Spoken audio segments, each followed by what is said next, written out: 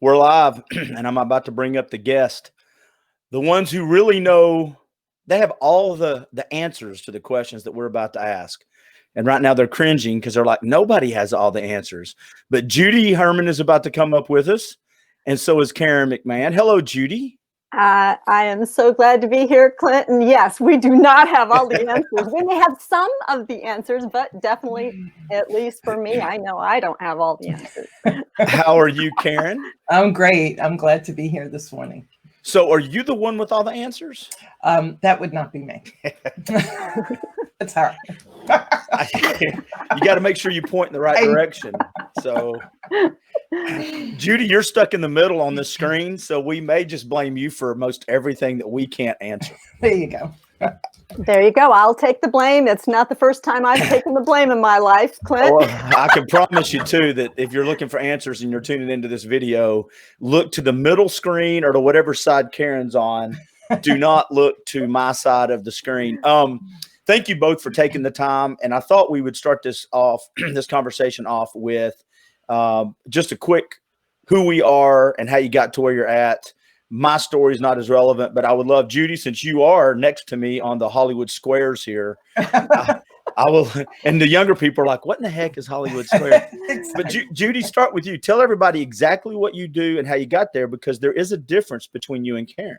There is. I've written a book called Beyond Messy Relationships. I'm a mental health therapist, and so I'm licensed in Tennessee in private practice. I wrote my memoir, and it is very intense and dramatic, but I show up as a therapist at the beginning of each of the chapters. So basically, I'm a counselor and I'm an author, and I help other mental health therapists and individuals, mainly in leadership, entrepreneurs, to work through the messiness of their relationship to find their authentic selves. I do this by way of counseling, consulting, and by providing retreats. Karen, it is your turn, ma'am. I am a relationship and divorce coach. I went through my own divorce 14 or so years ago and started a journey beyond divorce. I have a team of coaches, and we work with men and women who are navigating the before, during, or after stages of divorce and are struggling with either the emotional or the practical aspects of divorce. And so we support them through one-on-one coaching, where we are actually in the midst of launching a 12-step divorce recovery online program, and we do group coaching as well.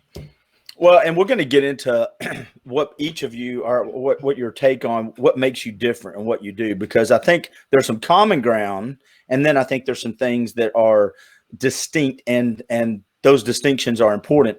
I'll just tell everybody my story. I've cried in front of both of these women. So that's all anybody really needs to know. And I'm not bashful about it. And any dude that says they haven't cried is either a liar or you got some work to do on yourself anyway. But I've used Kleenex when I've talked to both of these ladies about relationships. And a lot of it, just to be honest and candid up front, a lot of the pain, at least for Clint, a lot of the pain and issues that I felt as I went through the relationship, the divorce, because it involved not just my wife, it involved a family unit, involved a life as we knew it or as we meant it to be.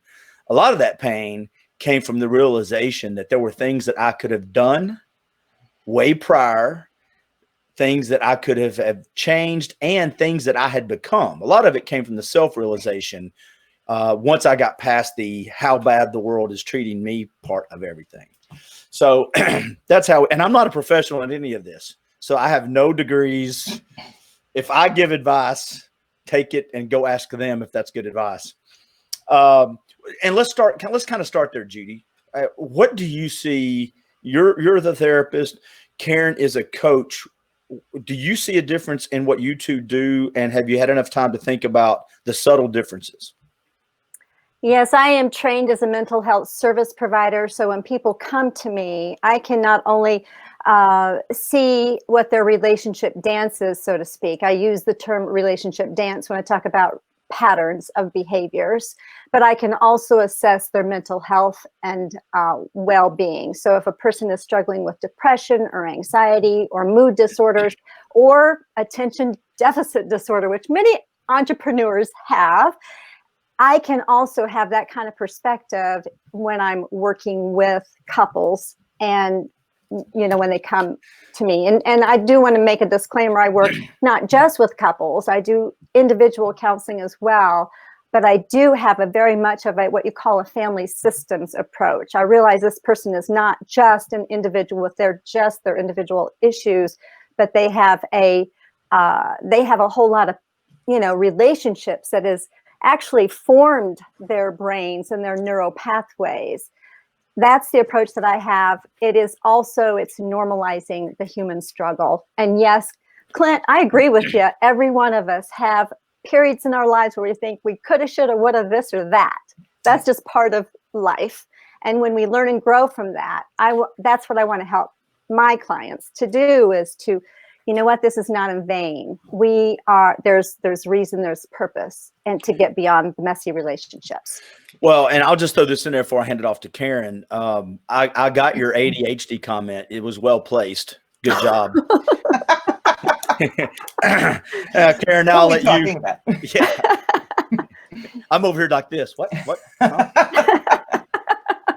Well, I'm making notes. So when people see me look off screen, I make notes on top of notes. I've got notebooks sitting over here. I look literally. Most people would think he must be like a math genius with all the paperwork. And really, I'm just writing down random words to remind me to ask questions.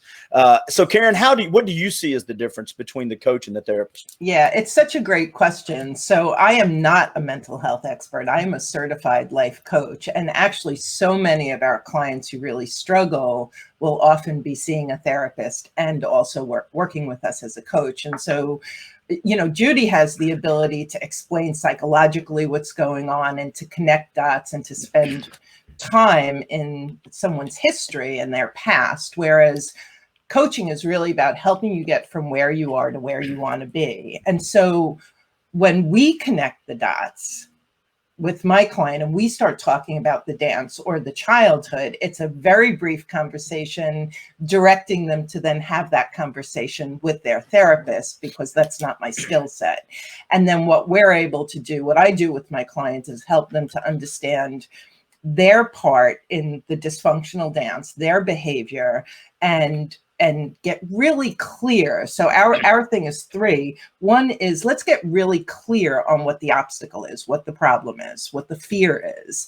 And then let's get really clear on what it is you want. Like, what direction do you want to go in? And then let's take a look at your behavior and your reactions. And is that moving you closer to what you want or further away because of past stuff and unconscious behavior? And so our focus is really helping someone get clear and then find their unique way around whatever that obstacle is. And to also help people realize that 9 times out of 10, the obstacle begins here. And the bigger part of the obstacle is the way we're perceiving it. And so it's not so nuts and bolts. There's a lot of emotional work to do. And then there's a strategy.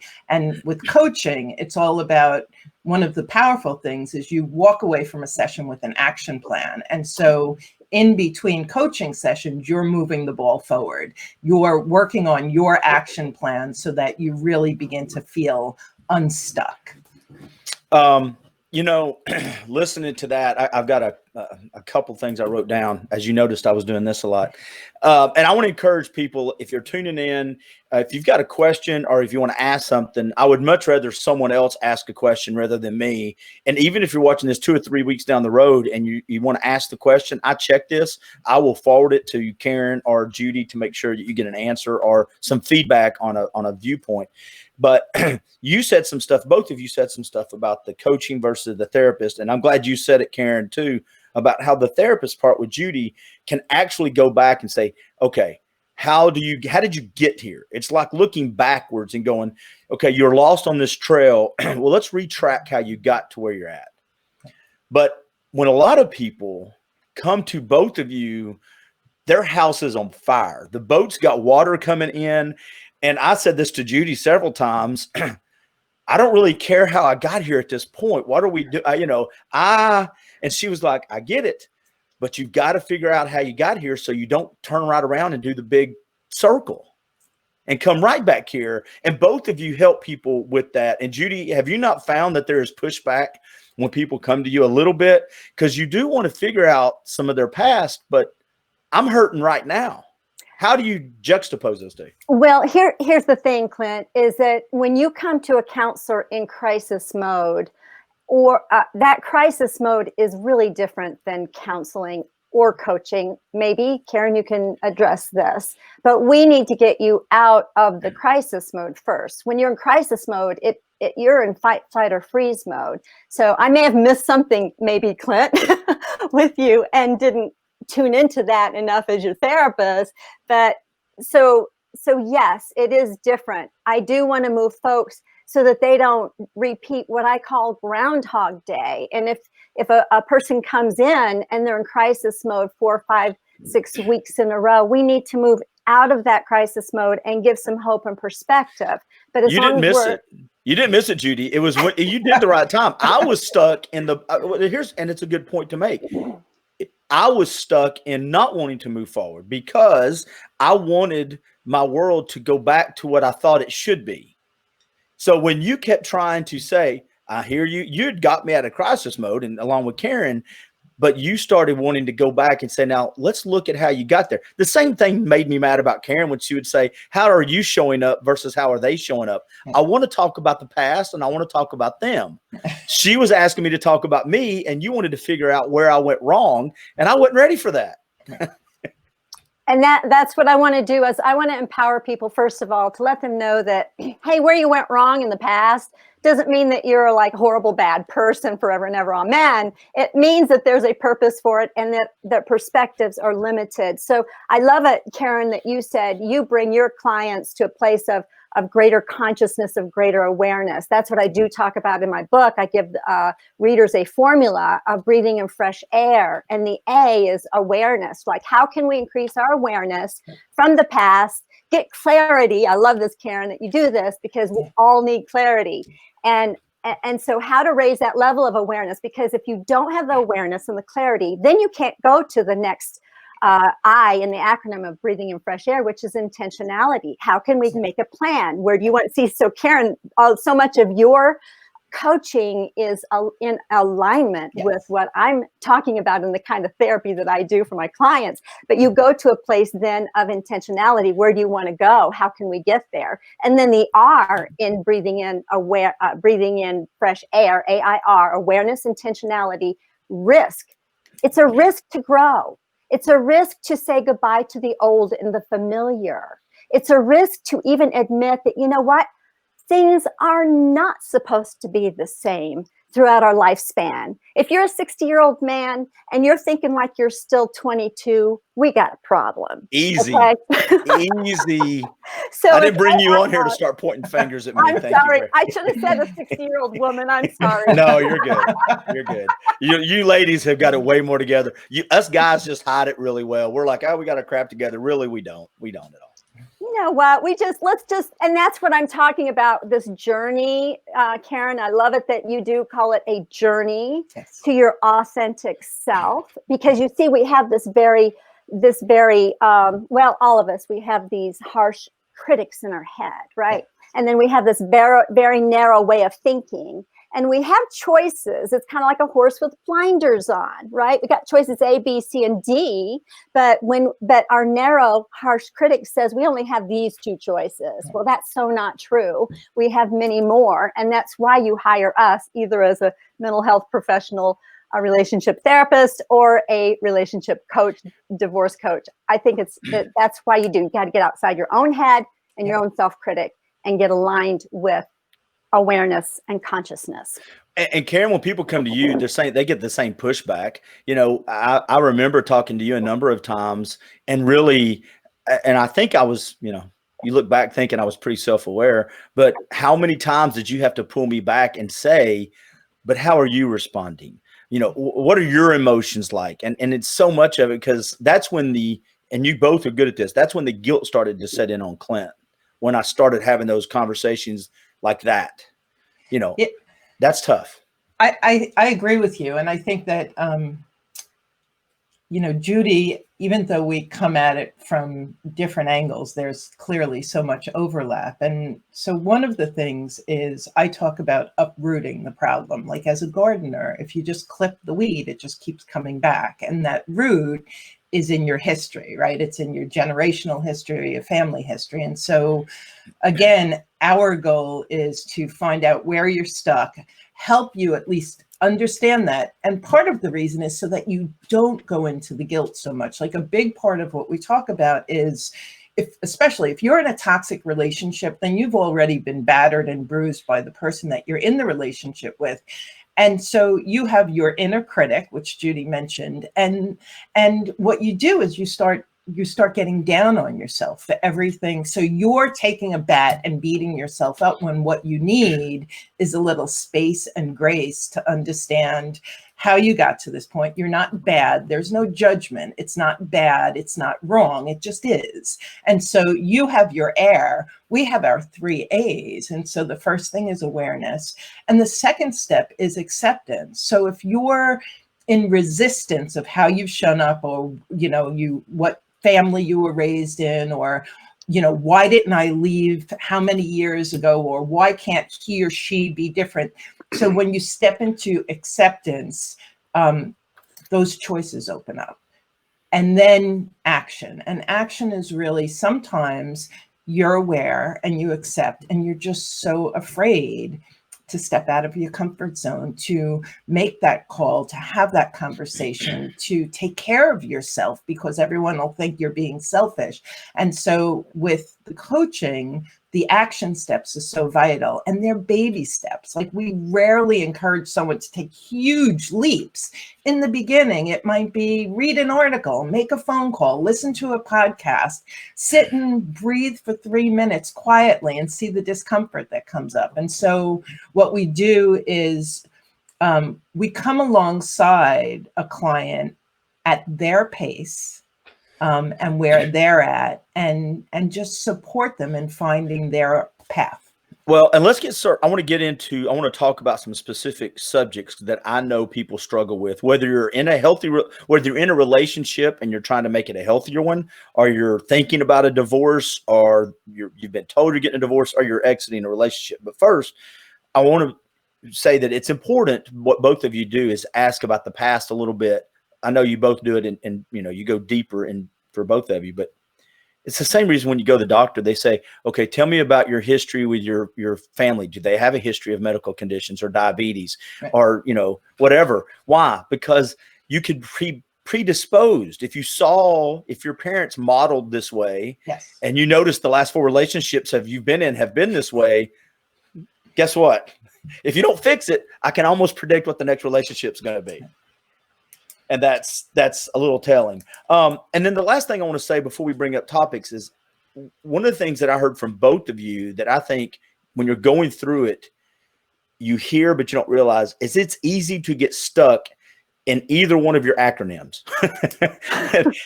So in other words, or it could be the stages of grief. It's easy to get, okay, I'm aware, but I get stuck in my awareness. I'm very self-aware, and I'm just I maybe become critical, or I get stuck in the emotions, and there is no moving forward.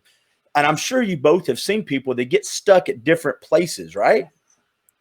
Mm-hmm. How do you handle that, Judy? Good question. So awareness is a continual thing, just like we breathe in air, every breath we take in, every breath, that we exhale. It's there for that moment in time, that instant in time. And so awareness is a continual thing. It's not like you arrive at any of these things. Okay. So when I use my acronym, I tell people the risk part, the R in air, it has to be grounded in awareness and intentionality. So if you go to risk and you don't have the awareness and you've not made some intentions, like you're in big trouble there. You're probably taking some risks you should not take. Okay. So that's how I differentiate that. Can you get stuck in awareness? I mean, it's kind of like, do you ever remember maybe a certain thing that you tried for the first time? Maybe you tried chocolate for the first time ever when you were, say, let's just say 4 years old or 5 or whatever age. And you're suddenly aware of, whoa, this is really good. I like more of it, right? You can't like have awareness and not like, it can't be unaware. You cannot be unaware after you are aware. Okay. Right. So the more that you are aware, the more that you're ready to handle more truth, because not everybody is willing or even capable of handling some really hard truths. Sometimes it's like a gut punch, like, oh, you have to go through grief. Like if you realize, oh my gosh, I've been doing the work of 2 people trying to make this marriage work. And it really takes 2 people.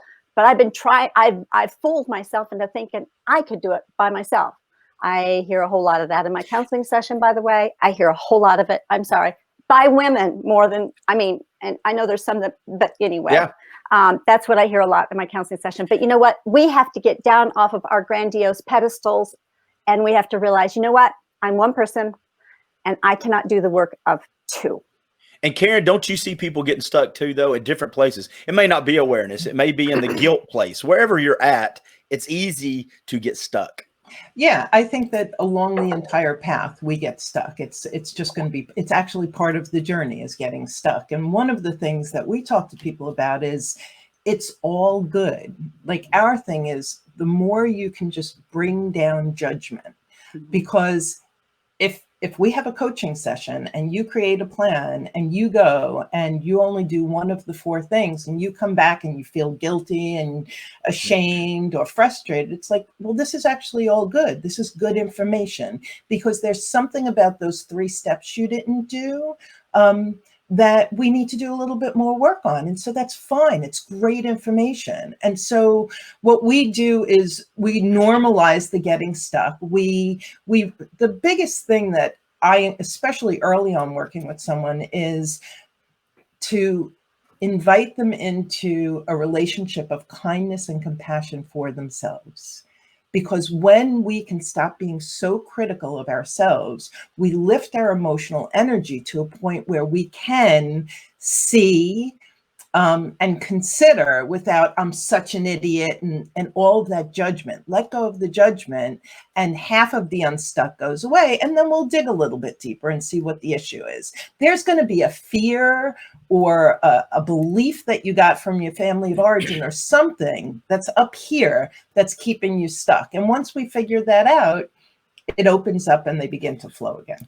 You used a word that I think a lot of people that have gone through exiting a relationship, whether it was your decision or someone else's, the word normal. Because when you're going through that, you feel so abnormal, especially when you start putting a microscope on yourself and you start looking at yourself, and you're so busy trying to either save a relationship or ignore a relationship when you're in it, or you're busy with work and kids. You just don't slow down to think. When you're going through the transition and you really have to slow down, it's easy to start feeling abnormal. I look what I did. No one else is feeling this way. And it doesn't really matter if half the population's been through a divorce. We always feel like the idiot. When it's my turn, I feel like, well, nobody did it as bad as I did. And having those voices like you both can be reassuring. And Judy, do you see that too? People come to you feeling a little abnormal, like they're the ones that are different. You know what? I think that's definitely a trap that we all get into. And I think that's one big question is, am I normal? Is this normal or not? And so if we can establish that normalcy, that's a very good thing.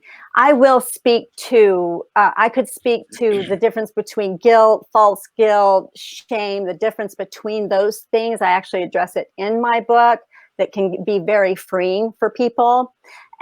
Also, I want to address, just overview. Our emotions as human beings were never meant to be permanent residences in our souls. In other words, whether it's happiness, whether it's depression, anxiety, they were meant to flow. That's why I do use this analogy of dance, ballroom dance, and this synchronized dance. Our lives are designed to flow. And when we get stuck in a certain emotion, then that is the seed for depression, chronic depression, anxiety, and other things. So good brain health means that we welcome these emotions.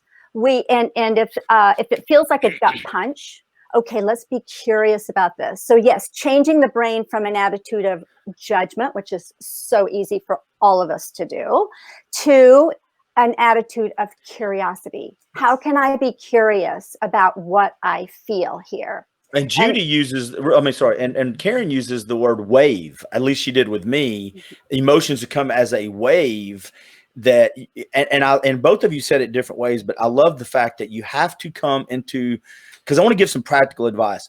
A wave or a dance doesn't last forever. Like you said, if you can just get it in your brain that I am sad, or I am guilty, I'm angry, I'm pissed, whatever I'm feeling in this moment is not going to stay here forever. So just endure it. And that's what I want. Let's talk about emotions. And I'm glad you brought emotions up. Karen, when somebody comes to you, and I know the same with Judy, they're very emotional. Yeah, I just had a client yesterday who is going through a divorce, pretty toxic relationship. And she had just come off a couple of weeks of traveling and visiting with friends. And she was on this incredible high. And she came home to a scenario where she just crashed and plummeted. And when we spoke, the concept for her was, I'm a hot mess, I've regressed, and I'm in this horrible place. And when we were able to look at it, it's like, actually, you're in the grieving process. Another trigger happened. You did a nosedive into anger, bargaining, like she was bouncing around. When she was able to step back and stop judging it and look at it with curiosity, and we were able to talk through what is grief and how does it show up? It's sloppy, it's all over the place, it's messy. And then we were able to go back to, well, what happened over the last 2 weeks? This is a woman who got on the phone in tears, and when she got off, she was on fire for what it is that she wanted to do. Like, what are you for? And what did you get lost in? And in the course of an hour, you can really tease through that and get back on point and move forward. And so what I would say to people who are listening is, number one, notice the amount of judgment you have. You may have been, your inner critic might be your mom or dad or your current partner or your ex. And it's like, start paying attention to that and challenging that voice. And when you bring kindness and compassion into it, and you give yourself some space to just look at things. And if you're grieving, understand the grieving process, read a little bit about it, listen to a podcast on grief, because it really helps to normalize and to understand that it is temporary. That I grew up on the ocean, which is the wave concept. It's like, I think of waves. It comes first that, like, during a hurricane, they're big and they're nasty, and then all of a sudden they ripple, and then something happens and there's a big wave again. But it doesn't mean you're back in the beginning. Well, and Judy, I think one of the things that I learned, and I don't know why we don't do this stuff earlier when we're healthy. And I wish we do preventative medicine sometimes rather than, after the pain's already set in, but is just because you're going down the road of healing doesn't mean there's not an end point. And I know you referenced this earlier, but you can be a year after your divorce, 3 months after your divorce, and you can feel great. It can be 5 years after your divorce.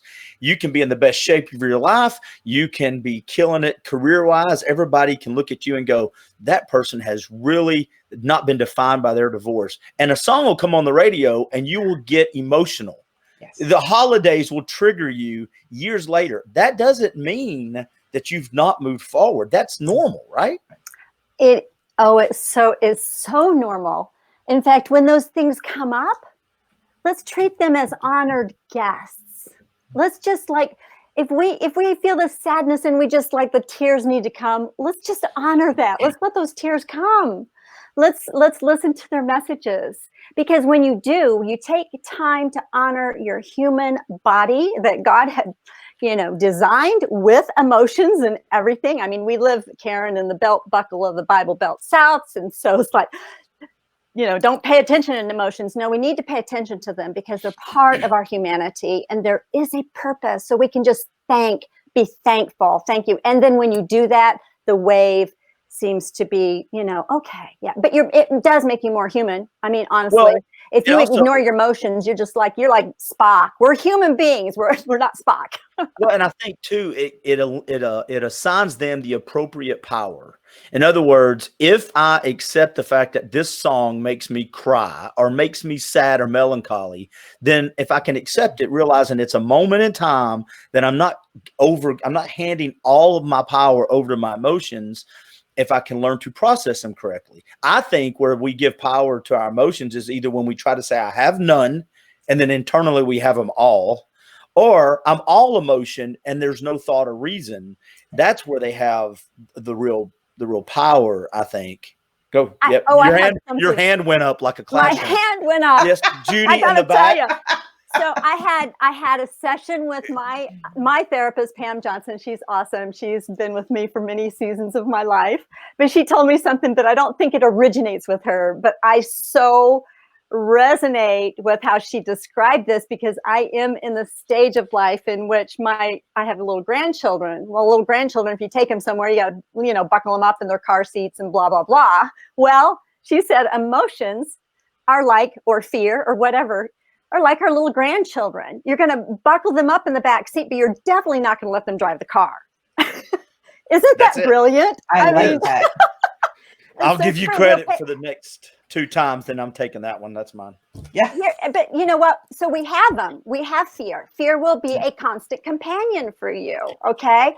So we're just going to buckle up that fear. We'll listen to it for a little bit and then we'll okay, buckle it up and let's move on and grow. Well, a quick thing, and Karen, I want you to step in a little bit and talk about how you see people after the divorce. And I want to just give a shout out to Kimberly Kirk, who said this information is so helpful and valuable. So glad I checked in with you all this morning. Thank you. So thank you for tuning in.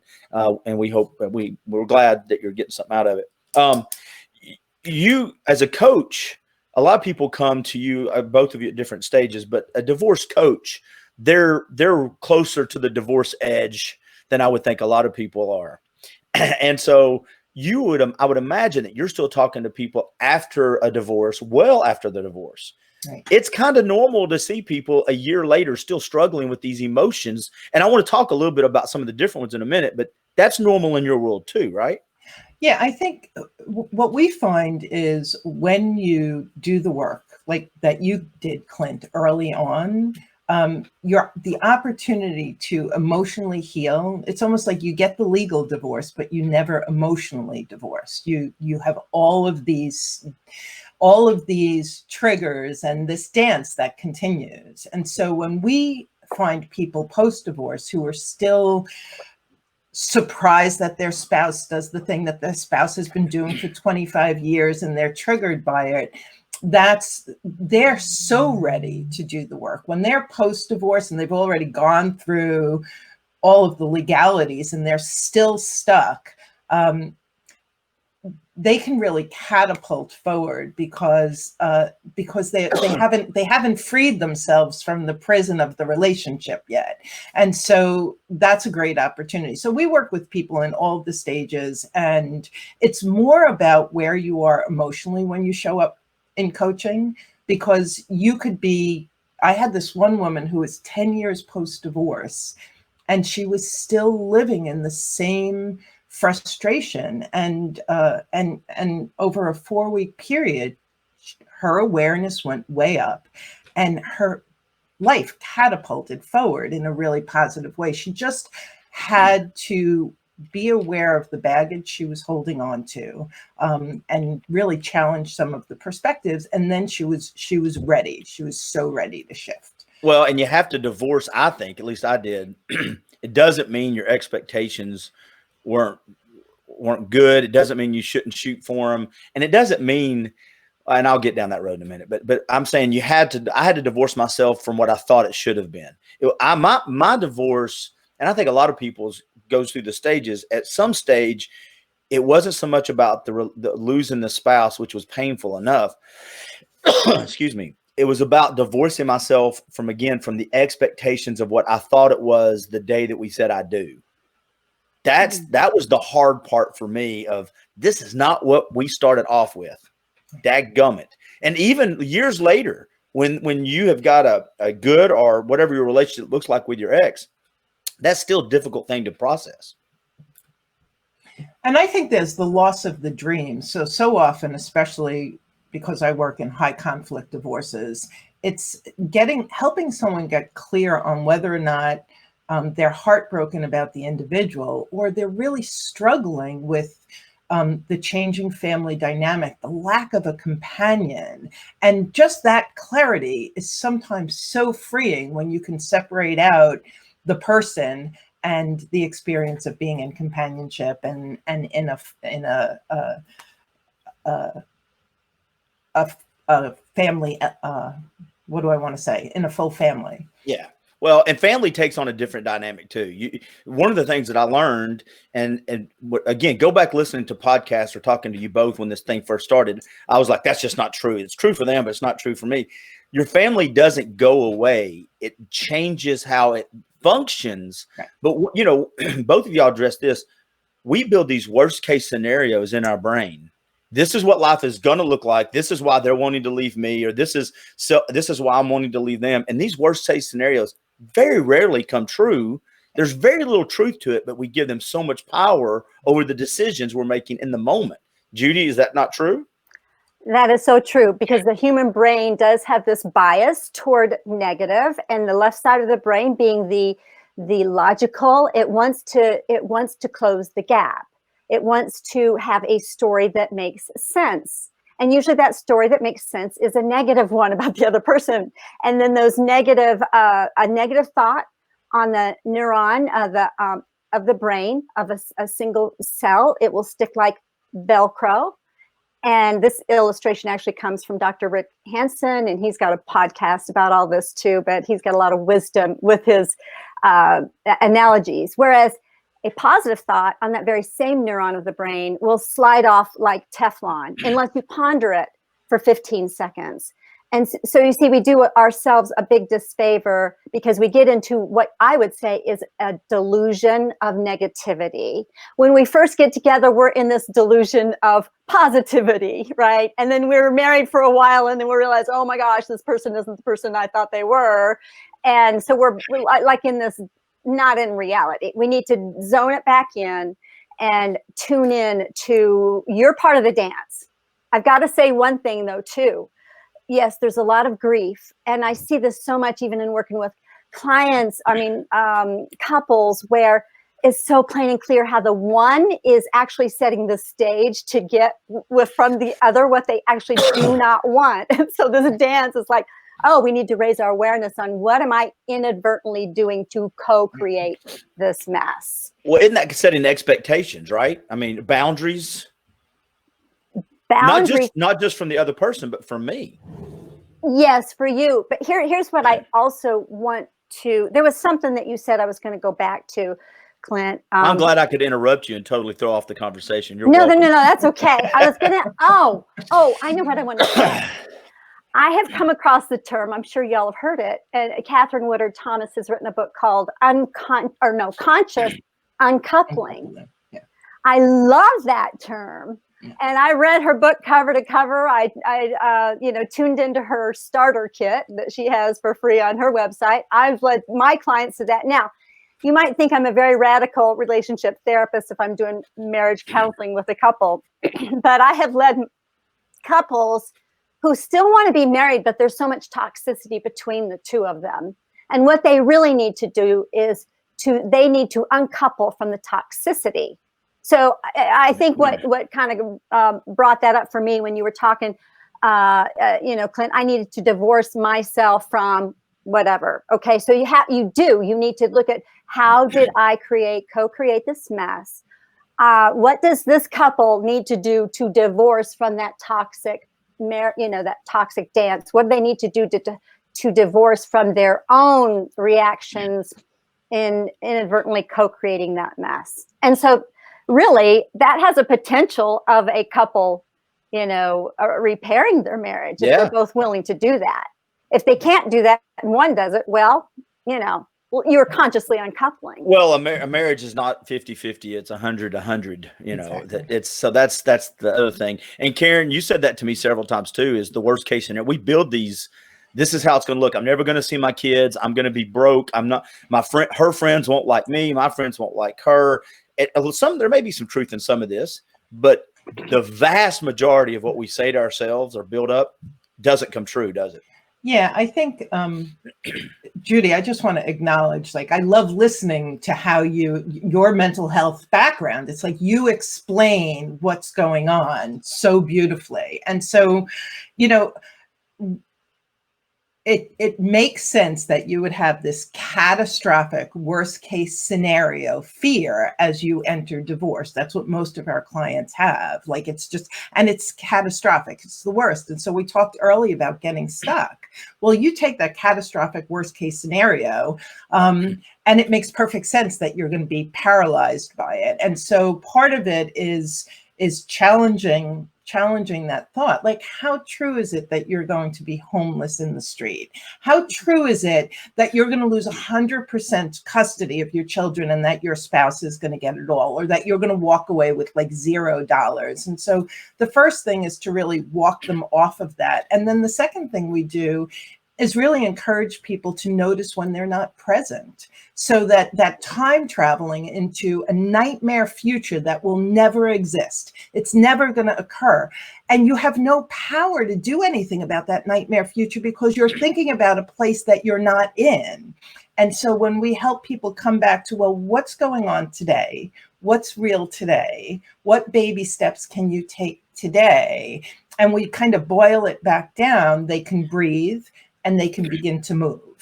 Well, and I'll say this, because I've experienced the therapy and the coaching, you will feel, if you do not do the small things that you'll get advice from both of these. If you don't do those small things, you actually create your own future. So when you think this is never going to get better, and if you don't put in the work, then 6 months later, you're going to be, I knew I was right. This is just how it is from now on. And in reality, none of this happens in a vacuum. In other words, the hole does not get dug without you picking up a shovel, and it doesn't get filled without you picking up the shovel. So if you want to heal, you can hear all the good I don't mean this in a bad way, but you can hear all the sweet words, and everybody can have the diplomas and the coaching certifications. But unless Clint wants to get dirty and put in some work, it matters. You're just might as well send them a donation and not waste their time. Right? And one of y'all can jump in, but you gotta put in some sweat equity on this. Yeah, you're absolutely right. It is the sweat equity. I tell my clients, there's no therapist, no coach that could possibly do what only they can do. And actually that has been part of my own journey. And also when in writing my book, it was very eye-opening to me as a therapist. I've come away from writing it thinking every therapist needs to write their memoir, whether they publish it or not. But one of the major themes in my life, I would love to say, oh, I had this problem years ago and I no longer have it. No, it's shown up throughout my life. And maybe part of the reason I am a therapist, because I cannot do for another human being what only they can do for themselves. And I think we as people helpers, I don't know if you would attest to this, Karen, but as people helpers, we tend to think that, we can do this for them, but no, they've got to do their own work.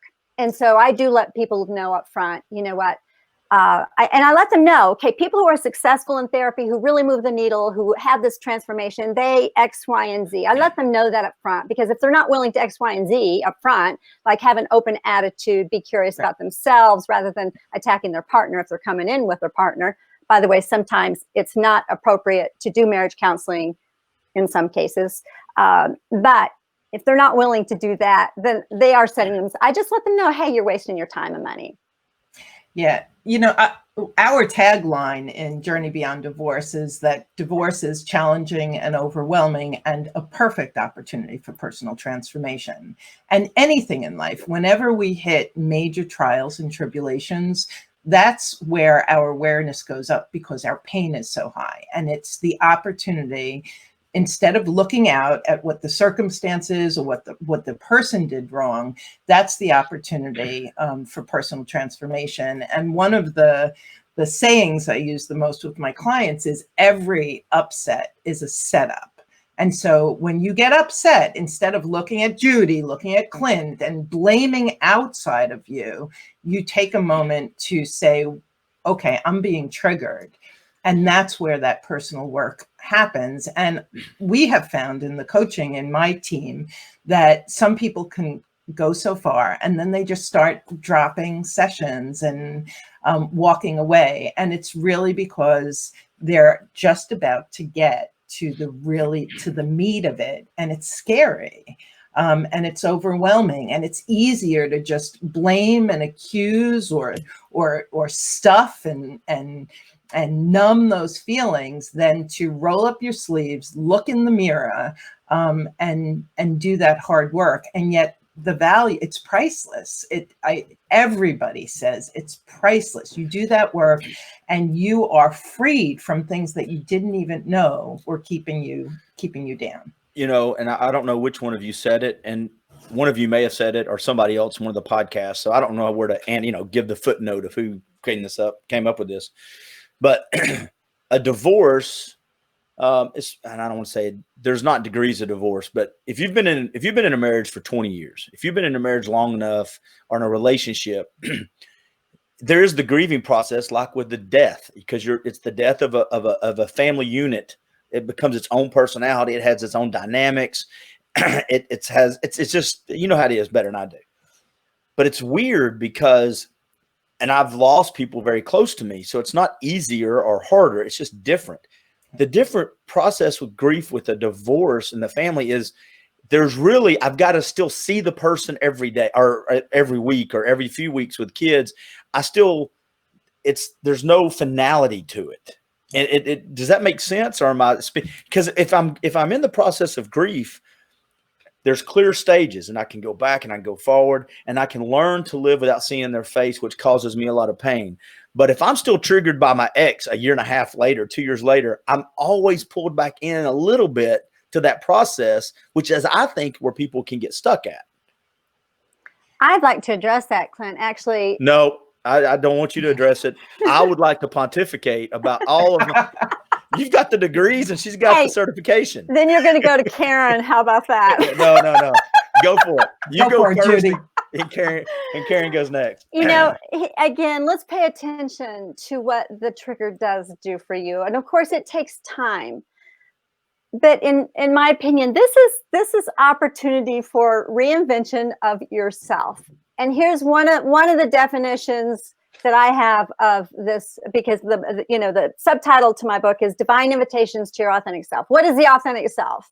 Okay, so we're seeing ourselves in this very narrow view, but and it's a harsh self, negative, whatever, triggered by so-and-so. But we have a much bigger, a bigger story that we don't know. Like we are now coming to a place where we're going to uncover perhaps that hidden self or the denied self, and this is an opportunity to grow. So here's where I think healing can come post-divorce, maybe 5-10 years later, or a year later for that matter, is can you just get to a point where, you know what, thank you, no matter who this person was that may have harmed you, and if you want to call them a narcissist or this or that, whatever, but can you thank them for all of the issues that they brought to you? Because now you have this level of awareness that you did not have before. They have uncovered something in you that has not been known before. So this is an opportunity now for character growth and for living our lives much bigger. And actually, all of the stuff that you would read in my memoir, if you were to read it, it has taken me to a different level of my own self-awareness.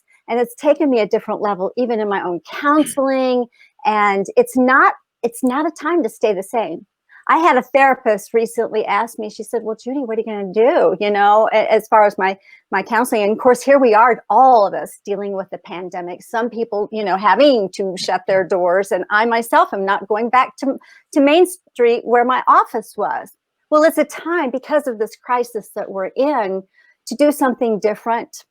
Right. And now I'm discovering, I can relate to people on the screen. There can be some tremendous transformation, even though I'd love to do them out, face to face. Well, now I'm going to be meeting them outdoors. Isn't that cool? So we can thank, the whatever trauma that we're going through in our lives, because it is now causing us to move. We're doing, to a different way of relating, a different way of being, and a higher essence of who we really are.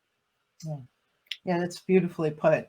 I want to speak to a different part of what you said. I think it's interesting. The saying is, divorce is the second most devastating thing that could happen to someone. And to your point, Clint, loss when you're going through a divorce is so multi-tiered, and so yes, you do have to continue to engage with the person that you've divorced, but you may have had a great relationship with your in-laws, and now you've lost that because the in-laws are siding with their child. Or you may have lost people in your social circle who are just awkward, or who've chosen one spouse over the other. You've clearly lost time with your children if you're splitting time between two places. You've lost some financial stability. And so I do think that when you look at going through divorce, there is so much loss on so many different levels. If you have an amicable divorce, the co-parenting ends up being less of a trigger, although you have disagreements, which is why you're divorced, so you'll be triggered. If you're going through a high conflict divorce, and I have clients whose children are, I've got a client with a 2-month-old who's divorcing a super high conflict person. Now you have a couple of decades until your child is emancipated, at least, where you're navigating that. And so what do you do? And that's the biggest question. What do I do? And what you do is you use every opportunity, every trigger of yours and your child to do the kind of work that allows you to consciously and intentionally decide, how do I want to engage? How do I want to engage with my ex? How do I want to engage with my child when they're having a hard time with their mom or their dad? Like, do I want to say what a terrible person they are, or do I want to use the opportunity to pour into that child everything I learned as I was going through my challenge? And so there's so much opportunity if you can shift away from the judgment and say, what am I learning and what can I teach? The entire circumstance, as painful as it is, also becomes a gift. Go ahead, Judy. Yep. No, I'm just going to say, I love that, Karen. That is beautiful because, my answer might have been more pie in the sky, but yours is like so very practical because there are some very difficult, very, very difficult situations. So I think that was beautiful and certainly needed to be spoken. Thank you. Thank you. And I'll tell you what I did, because I have to take what you two say that are really smart, and I have to kind of pull it down to Clint's level. And and I'm not kidding you. I took my phone and I set alarms. This sounds silly because I was getting up early, running. I was doing all kinds of stuff, right, to process it. I put alarms on my phone 3 or 4 times a day with words or tips that I would hear. It's a wave. You're going to be, and it sounds cheesy, and I don't care, because if cheesy works for me and it's a practical thing that helps me get from point A to point B quicker without, artificially, rushing the process, I was fine with that. So I actually had 4 or 5 alarms during the course of the day, morning, afternoon, mid-afternoon, night, right before I go to bed. You're going to be fine. I started sending myself podcasts to listen to. This is the one that helped me the most, and this is the crazy one. And it started about a month or 2 into it. I started using voice to text or memos. I would say what's in my head to a memo on my phone, and I would get it out because I just want to, when you get an idea, you want to write it down and you feel better. Well, if I'm going through something, I would just verbally throw up into this phone and save it as a memo. And I still have a few of them. And you go back and listen to it and you go, look how far I've come. Or what a sissy Mary I was, or I was pretty good that day. But I can't always have Judy. I can't always go to Karen. I'm not going to have y'all 24 hours a day. I had to find a way to take what you both said and make it daily for me. I want to jump in because I think that something that's so important is when you are going through a struggle in a toxic relationship and you go to your best friend and your sister and your family members, they tend, as much as they love you, they tend to should all over you and tell you what you should do. And what you just explained, Clint, is what we do in coaching is we don't tell you what to do. We help you figure out what's perfect for you. So the fact that you came up with, I'm going to talk into my phone, I'm going to put reminders on my phone, was so much more valuable than someone saying, you should sit down and journal for a half hour a day. And you should, because then you walk away. It's not yours. You don't own it. You're not empowered by it. It doesn't have the same impact on you. But when each of us individually figure out what's my authentic way to navigate this, that's where the power is. And I think what you did is brilliant because it's what you needed and worked for you. Plus, we live in a world nowadays where if I'm talking into my phone, people don't know if I've got somebody on the other line or not. So I completely look normal walking around the track going, and then I cried when that song came on, and it totally ticked me off, and I was mad, you know. I want to commend you, Clint. That's like perfect cognitive behavioral therapy that you did in your head. I think it's beautiful because you are training your neuro pathways, kind of like if you go to the gym and you exercise your muscles and they're going to get stronger, you intentionally put some positive reinforcement to train your neural pathways to go into a different space than the harsh critic in your head. I think that's beautiful. Well, when Keep up the good work. Well, thank you. But when you get further away from this and you look back on it and you see that, you know, that other people are going through it, I think it's, at least for me, it's easy to go, you just hang in there. It's just a wave. But you've got to, in my world, I got to have practical things. I got to put alarms on my phone, send myself these positive messages, verbally get it out. One of the things, if you're watching this or listening to it when it goes out to podcast, somebody's got an alarm. They got a phone call they got to make. No, that's okay. Go listen to podcast. Go read something that's positive. And I know it sounds superficial maybe, but I promise if you go listen to other people share their experiences and how they got through it, there's just something subconsciously that will tell you, okay, you know, what one man or woman can do, another man or woman can do. The old Indian proverb, you know, when it kills a bear, what one man can do, another man can do. And I just am a big believer on putting that stuff in your brain. Yeah, don't ever, I'm sorry. I was going to say, don't ever trust your own thoughts, right? You get outside of your own head, and that's perfect. Go ahead, Karen. Sorry. Yeah, this is just a saying that I had heard. It's what you appreciate appreciates. What you focus on grows. And I'll say to my clients, you have two flower pots, and one is filled with beautiful flowers and the other is filled with weeds. And you've got a bucket of Miracle-Gro. Which one are you watering? If you're focusing on the negative and what you don't want, you're going to have a pot full of weeds. And if you focus on what you do want and you pour your thoughts and energy into that, that is what's going to manifest. Well, and I know we didn't cover all the topics we wanted to, but we are approaching an hour, and there's no set time limit. It's not like there's a magic button. But I also loved when I listened to podcasts, I gravitated towards the ones that did exactly what we've done today. We talk about some big topics. We give some tips. We kind of affirm some normal stuff, you know, but I also went to the ones that ended on some positive notes, like either, and I don't care which way you either take it, either give somebody some tips if they're right in the throes of divorce, just one or two of your basic tips, or tell somebody some positive stuff. Let's end it to where if somebody's listening to this in the middle of emotional pain, they take a deep breath and go, okay, it's going to be okay. And you can address, I don't care how you want it. You can address people that you think are 3 years after the divorce. I just want to end it on something good because I like that. And I can just keep monologuing until one of y'all are ready to go. Look at this. Yeah, I'm good at this. I want to wait to see what Karen says first. Would it help if I go first? Sure. I'm curious, Clint, what do you want to advise? Well, I've kind of just said mine. I think you have to find some practical ways to take the advice you're. First of all, I think it's important you try to heal as quickly as possible, or start the process as quickly as possible. I don't think you can speed up the timeline because that's your unique timeline. But I think it's important to start the process. Second part is, I don't think the process and the healing has to do with therapy and counseling all the time. I think that comes to you, what we've said. What are you putting in your brain? Yeah. What are you spending your time on? Are you focused on the kids and the relationship you're going to have after this divorce? So I think a lot of your healing is up to you.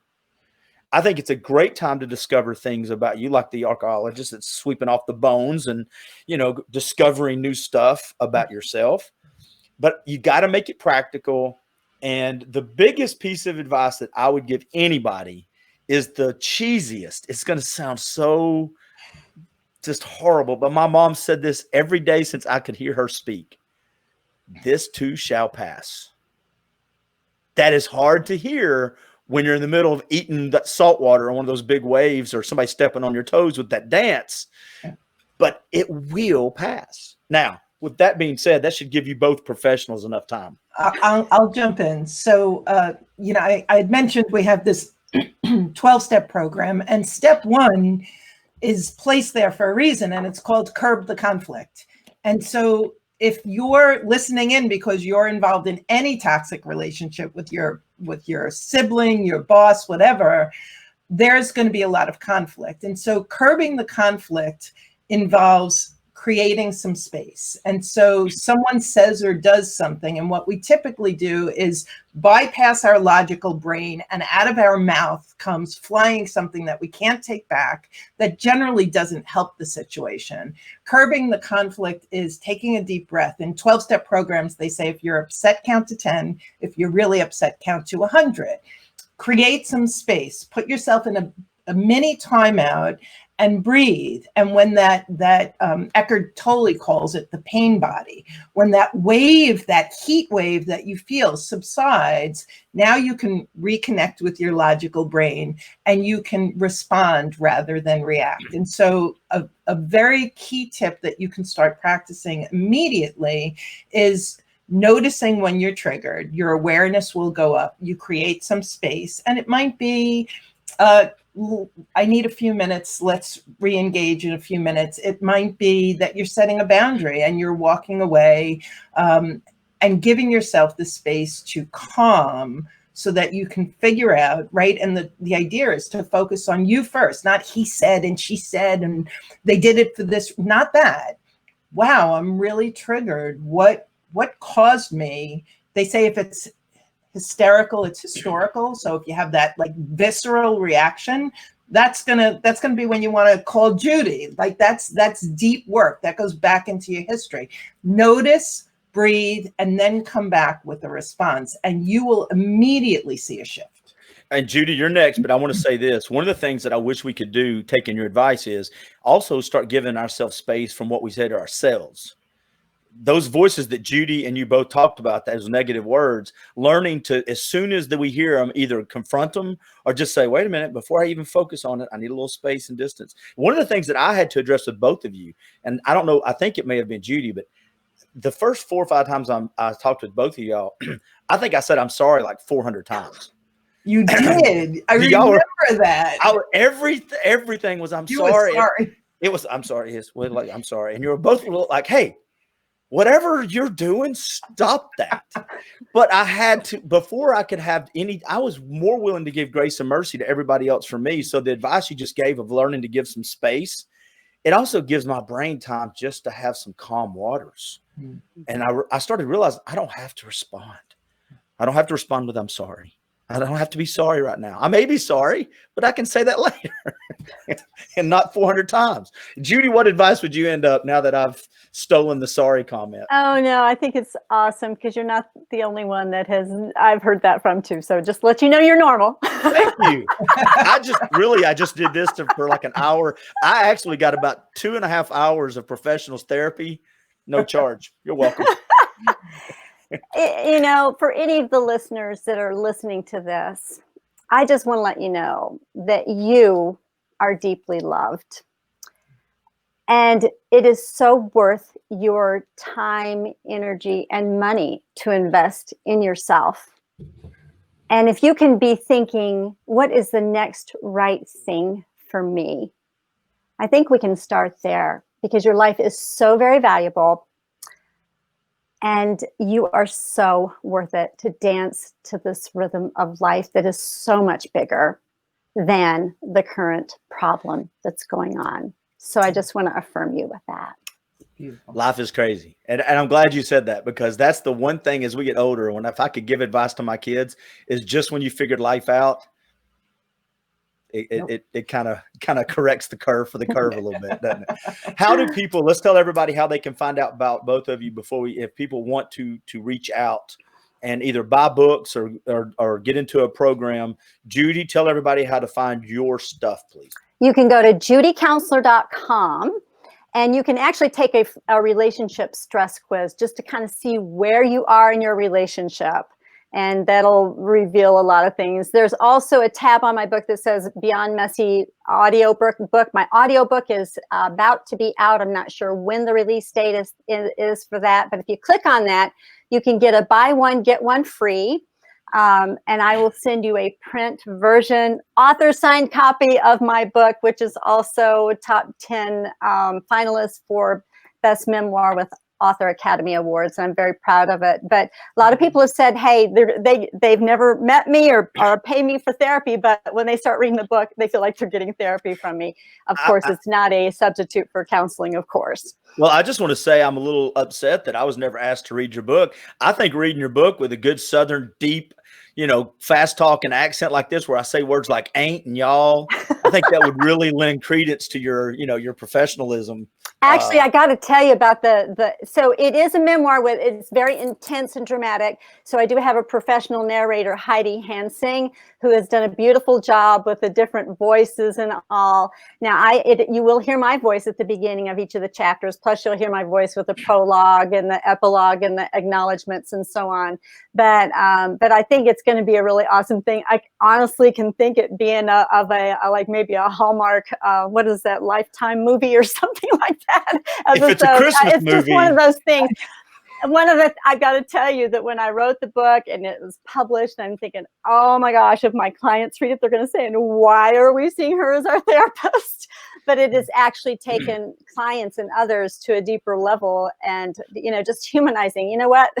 Yeah, that's why she's a therapist, is because of all the messiness that she's gone through. And real quick, Jude, and Karen, I want you to tell people how to find you. Maybe we do another one of these shows in the next week or two where we just talk about your stories, because I would totally believe that when people hear Judy's story, they'd go, but Karen has an equally story with a divorce and relationships and navigating parenthood. So that would be a good topic. I think if anybody were to pull the roofs off our houses, they would real quickly understand that degrees and diplomas and certifications just simply mean we're in the process of figuring it all out, right, Karen? Exactly. Yeah, it's messy and sloppy, and we're doing our best to roll up our sleeves and figure it out. Yeah. So thanks for asking. My website is jbddivorcesupport.com. That stands for Journey Beyond Divorce. jbddivorcesupport.com. And on our homepage, you can grab a freebie, which is a divorce survival kit, which gets you started with 5 really valuable tips to begin to curb that conflict, as I had discussed. We also just launched our 12-step divorce recovery program, and it's half price right now. So that's right on the homepage if you want to take a look. And we have a podcast. And in fact, Clint Powell, just kicked off our new series, which is Voices of Celebration, which is interviews with former Journey Beyond Divorce clients who've been through all different types of divorces, and what their struggle was, and what their celebration is of themselves, not of their divorce, of themselves post-divorce. And so jbddivorcesupport.com, we would love to have you come and visit. All right, so that is awesome. And I would, if the feedback is good enough for you both, and if you've enjoyed it, maybe every month we could come on and do some different, we can maybe do some shorter ones, but look, just talk about guilt or just talk about healing, and we'll figure some stuff out. Boundaries, for instance. There's a good one for everybody. Yeah, I would love to do that. I think we could take one topic and drill deep, both in terms of the challenge and some tips. That would be great. That would Love that idea. Thank you both for coming on. I really appreciate it. Thank you, Clint. Appreciate you too. Y'all have a great Saturday. Thank y'all for tuning in. Go check out all their content, and I'll post it on the page as soon as we get finished. Thank y'all.